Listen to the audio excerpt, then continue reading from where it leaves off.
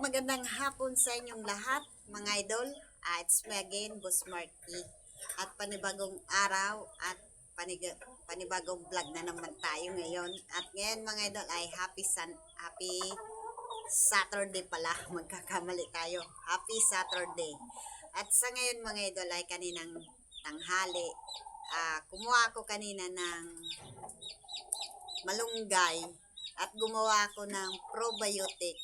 Mas maganda, mga idol, na gumawa tayo ng sariling atin na probiotic para makatipid-tipid tayo kung bibili tayo sa marketplace. At kung meron naman tayong malunggay at meron tayong basta may panghalo tayong ingredients, at mas maganda yung ating mga alaga ay makakatikim ng probiotic kasi ang malunggay ay mayaman yan sa protina at siyempre ay meron na yan minerals at magandang vitamins din yung malunggay. At kung meron naman dyan sa paligid yun na may malunggay at meron din na kayo ng molasses na pwede natin igawa ng probiotic, mas maganda, mga idol,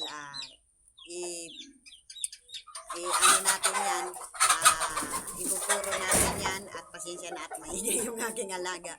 At ibuburo natin yan ng 7 days na sa paggawa ng probiotic kasi ang ginawa ko, mga idol, ay dun sa minerals na 1.5 liters, ang ginawa ko lang 1 liters. At hindi ko na pinapuno, mga idol. At siyempre nandyan yun sa screen. At ayun nga, mabango yung pagkagawa ko. Siyempre, may halo din yun na sili, tapos luya, tapos bawang. Siyempre, nilagyan din natin ng sibuyas. At mas magandang may sibuyas, mga idol, kasi ayan ay pantanggal din yan ng mga kung ano pa man na dadapong sakit sa ating mga alaga, at kahanda tayo kung ano man mangyari sa ating mga alaga. Basta lagi lang tayong mag multivitamins kasi sa ganitong panahon talaga ay kagabi ay sobrang lamig.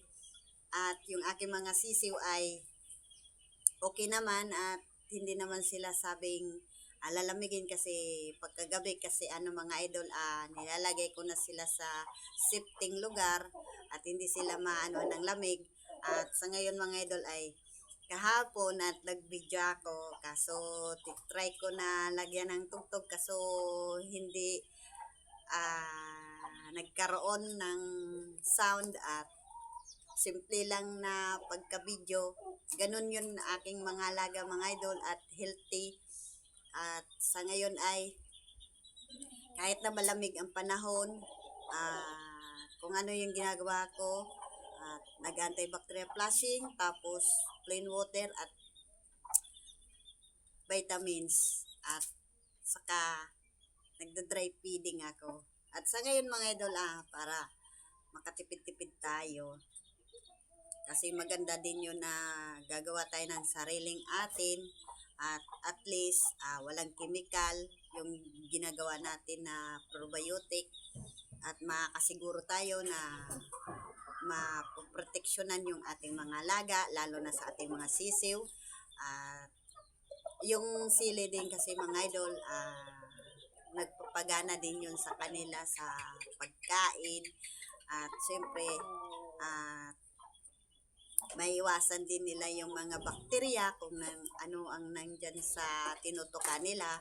Kaya gagawa tayo ng probiotic.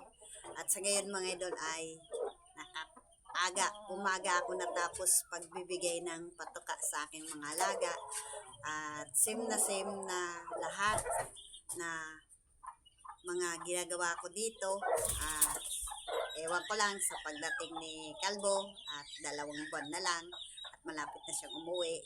At baka siguro naman ay wala tayong sermon sa pagdating niya kasi goods na goods naman yung pag-asikaso ko sa kanyang manukan. At sa ano ko lang dito, mga idol, sa base sa experience ko sa aking mga alaga, Kahit na umulan, umaraw, at malamig, at subok na yung aking mga alaga na hindi naputlain. At kasi lagi tayong nagba-vitamins, at sa ngayon ay walang sakit yung aking mga alaga, at hassle silang alagaan at asikasuhin pag dating ng umaga hanggang hapon, kasi ang pagbibigay ng patoka ay umaga, hapon mga idol. At nag-start din ako pagbibigay ng patoka, at maingay yung aking sisiw. At tumahapon na kasi yung inahin. Tapos, alin ba?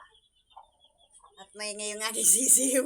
At tinitignan ko kasi mga idol kung na paano, at wala naman. At ayun, sa mas pinaka-importante talaga mga idol, yung ating alaga.